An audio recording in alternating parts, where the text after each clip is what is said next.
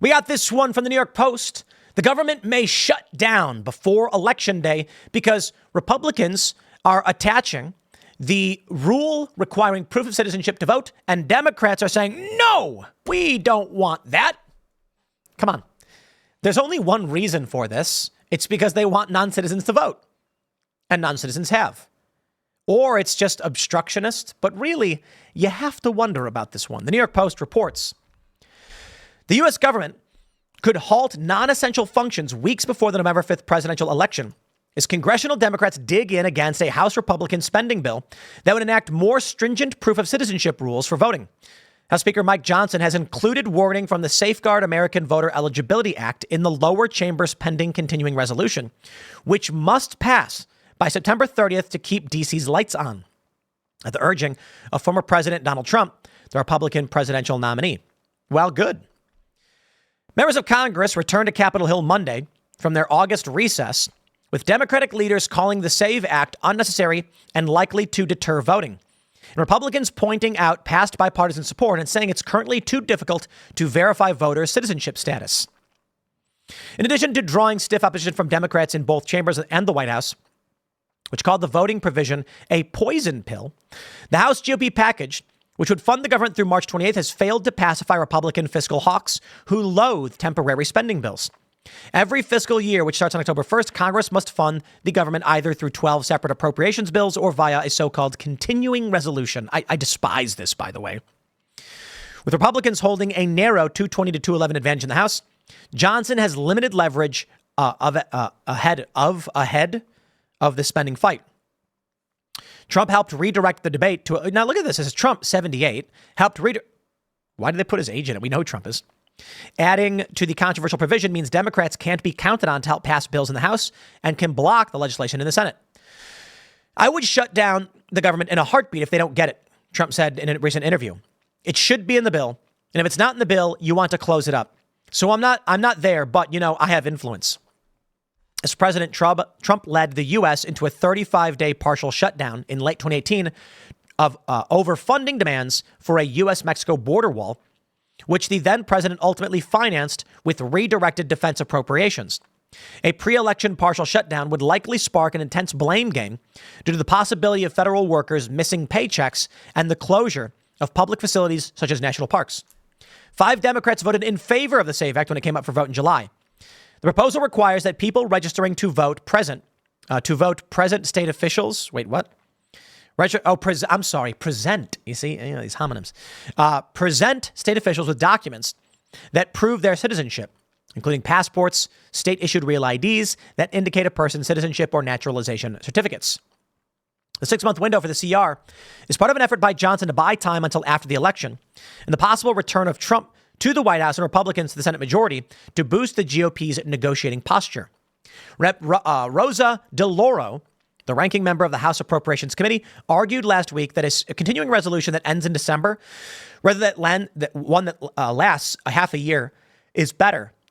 Senate Majority Leader Chuck Schumer and Senate Appropriations Committee Chairwoman Patty Murray also panned the Speaker's proposal. Speaker Johnson is making the same mistake as former Speaker Kevin McCarthy did a year ago by wasting precious time catering to the hard MAGA right. This tactic didn't work last September, and it will not work this year either. The House Republicans' funding proposal is an ominous case of deja vu. Backlash from both sides. Look at this one. Democrats aren't the only opponents to whom Johnson will have to contend.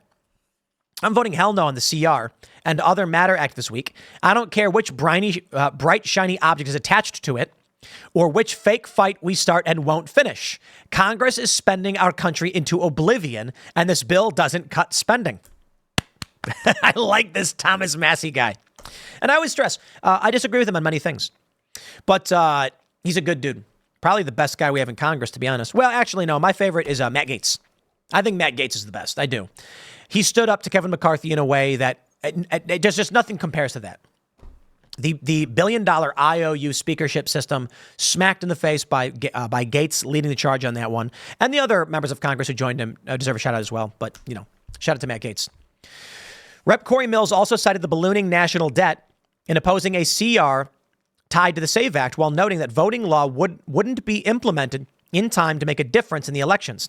The only guarantee in this CR at the Pelosi COVID emergency spending levels is furtherance to national debt and economic collapse while bankrupting the middle class, he wrote on X. I'm a no on bankrupting the nation and yes on election integrity. Matt Rosendale, who was retiring at the end of the year, also expressed his opposition to Johnson's plan. I wasn't sent to Washington to play politics and pass disingenuous messaging bills. My job is to deliver real results, and that starts with passing all 12 appropriations bills on time, no exceptions. Here.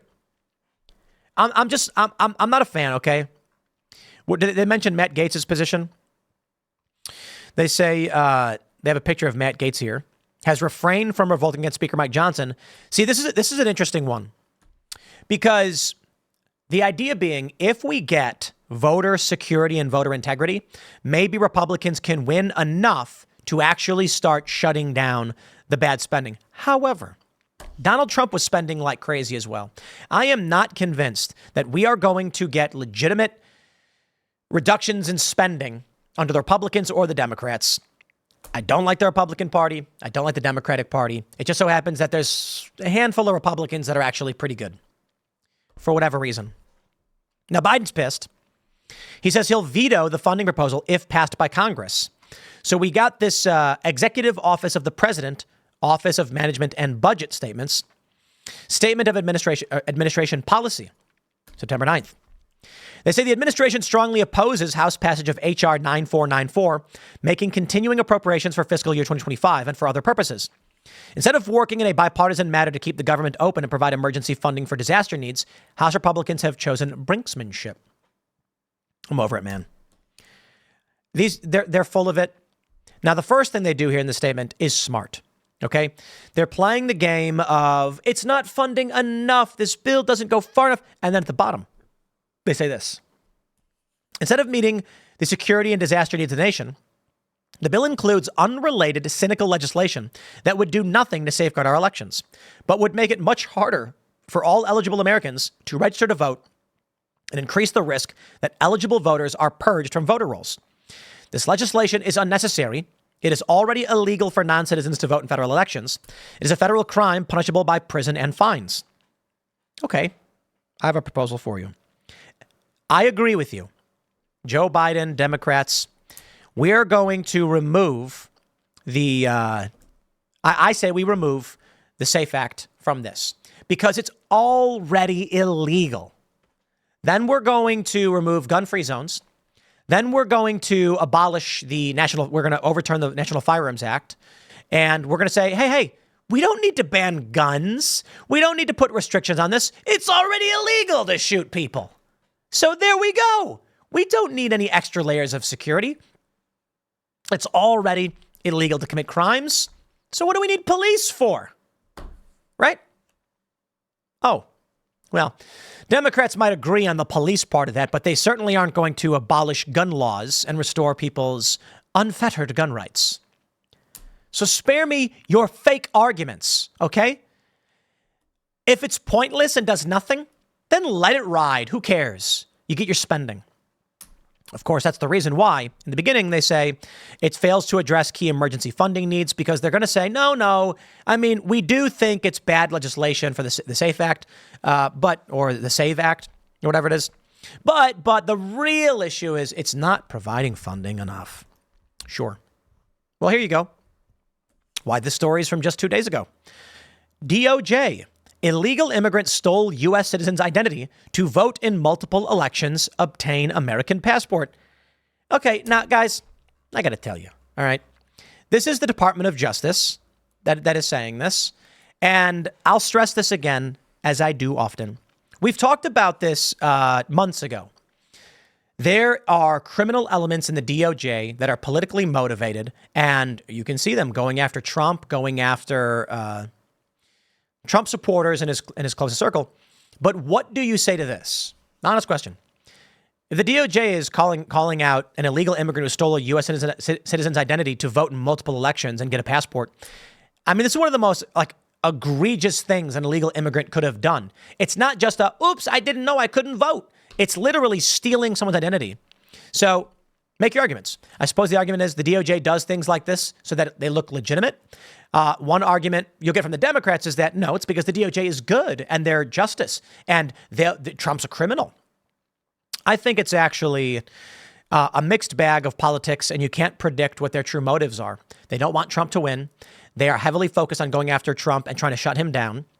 And there is, you have to ask yourself who benefits. That's what Alex Jones always said.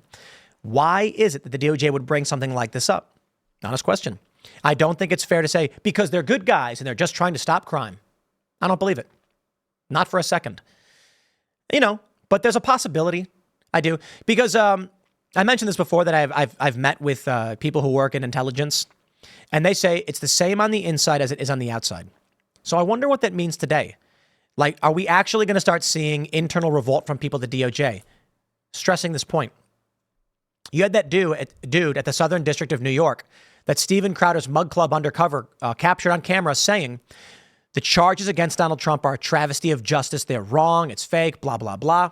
He publicly came out and said, I don't actually think that. I was just trying to impress a woman, which I got something to say about that, right? Anyway, privately, we know this dude understands what's going on. I'm wondering if we will ever get to the point where the DOJ actually has that critical mass where people are just like, enough. Right? But considering that dude then came out and said, I don't believe that. I was just trying to impress someone. Well, okay. My question is to that guy at the DOJ. Do you often lie to women to impress them? I wonder if he's married. I don't know. Makes you wonder. Was he trying to do something untoward and trying to impress this woman so she would believe him by lying to her? I don't know. That sounds pretty bad to me. Lying to a woman to impress her. Well, on the surface, there's nothing illegal about it. It just seems a little creepy, as it were. Unfortunately, for this guy, that's the path he decided. This dude could have come out and said, I stand by what I say. Those are my opinions. It doesn't represent the DOJ. It represents my personal feelings on what went down with Donald Trump. But instead, he's like, no, I didn't mean it. So I don't know. I get conflicted on these things, right? Because what are you supposed to say to this? This is tremendously good for our ask and our demands. The fact that the DOJ has come out and said illegal immigrants stole U.S. citizens' identity to vote in multiple elections, obtain an American passport, perhaps. The reason they're doing that is this. If an illegal immigrant wants to vote, they'll just fake an identity anyway. So what's the point of banning it? Maybe that's the argument. I don't know. But I can tell you, when we get news where we can come out and show that even the DOJ agrees illegal immigrants are trying to vote, I think this is justification for the SAVE Act. We say right here, 2 days ago, the DOJ said illegal immigrants stole a person's identity to vote. And they do vote. So, maybe we need this bill. Here we go.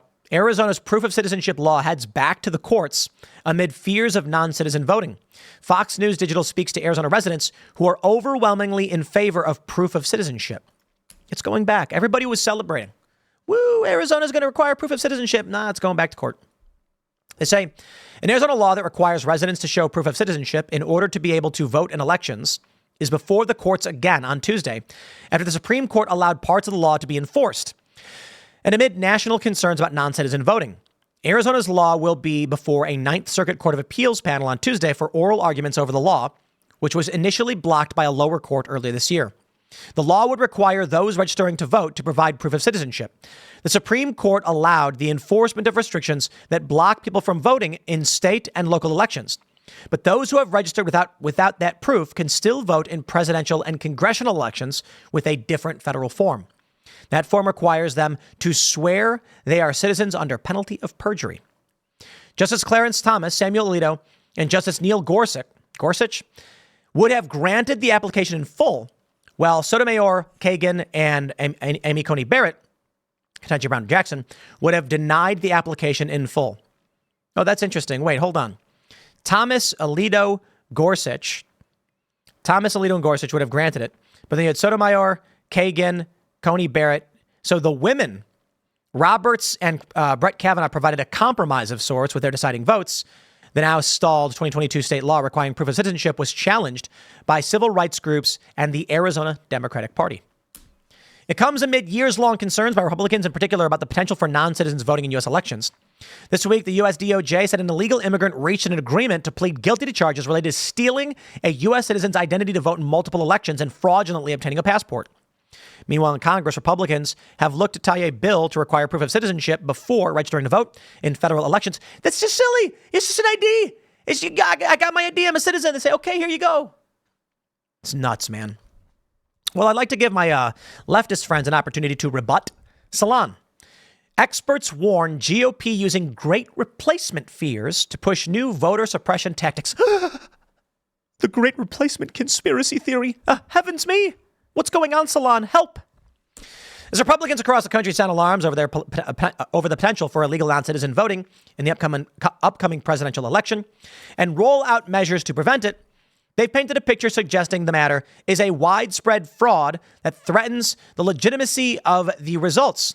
But experts say the opposite is true, and instead, these efforts to curtail what is effectively a non-issue amount to little more than voter suppression tactics. Interesting.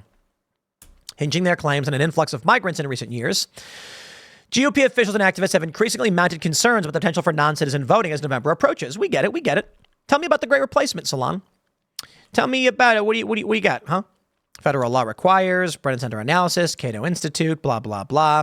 During a news conference, are they going to bring up great replacement at all even? They rely on this, they rely on that. Ken Paxton established Wednesday a dedicated email account for reports of suspected violations of election laws, blah. Well, I'm gonna have to try and get to the point on you this one. Here you go. Haydock argued that the Republican mobilization behind the claims also lays the groundwork for them to place unsubstantiated blame on non-citizens, contest elections, draw out the elections, create chaos, and maybe motivate people to go do another January 6th. Oh, heavens me. Quote, the great replacement fears, immigration restrictions, the rationale to have voter ID of proof of citizenship, all of these are basically voter suppression tactics, which have been in the process or enacted in many states around the country, and they want to do that on a national level. I am in favor of voter suppression, not in that context. Like, I'm saying I'm in favor of legally making it more difficult to vote. Like, you got to have an ID, at least. I'm in favor of that. I think it feeds into the whole notion of who are the rightful holders of this cherished power, the right to vote. Who are the real Americans? What is the nature of America? It links to these broad debates that are happening in the country. The great replacement, they call it. Oh, here's Daily Mail. Black Chicagoans slam Mayor Johnson for replacing them with migrants, demanding reparations carve out on $6,000 a year property taxes that whites, Asians, and Hispanics would stop to pay. Oh, they're being replaced. The black mayor of Chicago is replacing black Chicagoans. That's what they're saying. It's the funny thing about how they play this game of great replacement theory. Now, don't get me wrong. I don't think Salon mentioned that it was about white people, but they try and put that on Tucker Carlson. And so here we are.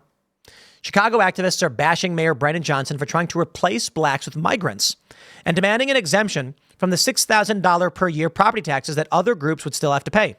Howard Ray, a Chicago reparations activist, this week revived his Reconstruction-era Reparation Act Now campaign that carves out from property taxes for black households, saying Chicago's migrant surge was hurting African Americans. Let's talk about reparations real quick. I'm against them. I'll tell you why. It's supposed to be 40 acres and a mule.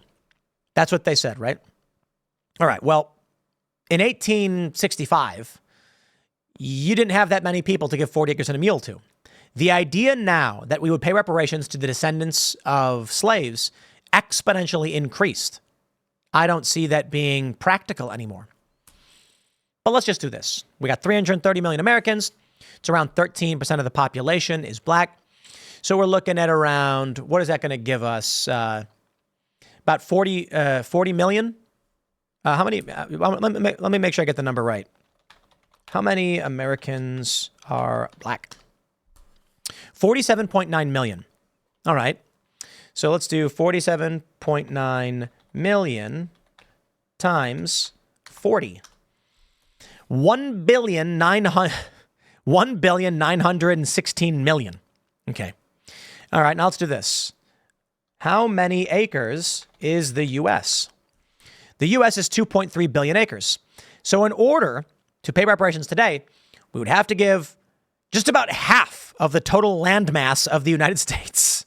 Wait, and that includes bodies of water? Ah, geez. All right. See, we can't do that. Okay, you can't do it. Sorry.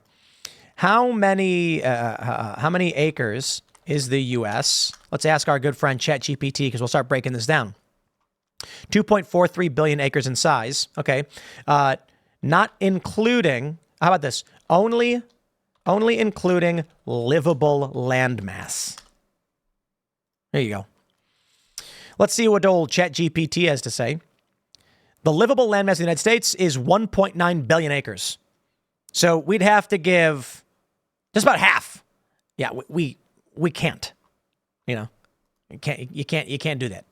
And so a lot of people talk about what you can do, but I can tell you this, outside of the whole reparations argument, Chicagoans, the black community, feel like they're being replaced by illegal immigrants. That's bad for Democrats.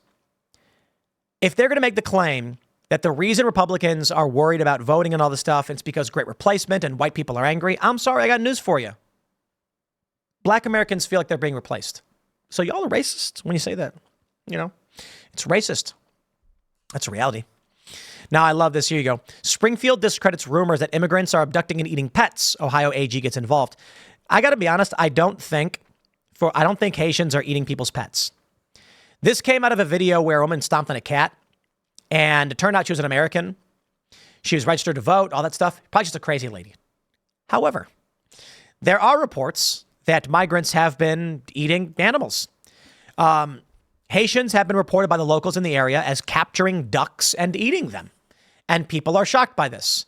Duck hunting is legal in certain seasons. So I guess the issue is people don't like it that they're going to the park and catching and beheading ducks in front of their children and things like that. But this story went viral yesterday. It's from March 6th, 2023. 2 illegal Honduran migrants are arrested after shooting down a bald eagle that they planned to cook and eat in Nebraska, as sheriff reveals the local community is in uproar. I don't think that bald eagles are endangered anymore. Let me just run a quick check. Are bald eagles endangered? They were at one point, I think. They are not endangered. They were removed from the U.S. endangered species list in 2007 due to successful conservation efforts, though they are still protected by law. And they should be, because they are the America bird. And so these guys came and shot and killed one because they wanted to eat it. That is a crime. So I can understand why people are upset about this. When people come out and say, hey, we are concerned about what's going on, it is an absurdity, in my opinion, that the media and the Democrats act like none of this is happening. You've had reports from a year ago, just about a year ago, of the illegal migrant gangs in Colorado saying, be careful, watch out. Then when the right starts saying, hey, guys, look at this, the media then immediately comes out and says, not happening, not true. Absurdity. I think the mistake that people are making here is the pets thing, as if to imply that Haitian migrants are like breaking into people's yards and stealing small dogs and cats. Maybe that's the case. I don't know that that's true. I've not seen evidence of this. So again, maybe I'm wrong, but I've not seen evidence of it. I have seen evidence of locals complaining to the city that Haitian migrants are camping on their lawns and they're eating ducks. And there's this is funny. When unwanted migrants start killing our pets to eat them and illegally poaching federally protected birds with no consequence. And they put themselves on the alt-right. And it's this viral photo of a guy carrying a goose. Now look, don't know who that guy is. Don't know what's up with that goose. But look, I think it's fair to say when locals keep making videos about Haitian migrants causing problems, there's a problem going on. If you want to get super specific and post these pictures of like AI photos of Trump rescuing ducks and cats, it's funny, I guess, but I just got to say, man, I don't know. It's a wild time. That's it. I'm going to wrap it up there. Next segment's coming up at 4 p.m. So smash that like button, subscribe to this channel, share the show with your friends, become a member at timcast.com to support our work. Thanks for hanging out, everybody. For everybody watching live, I will now jump to your super chats.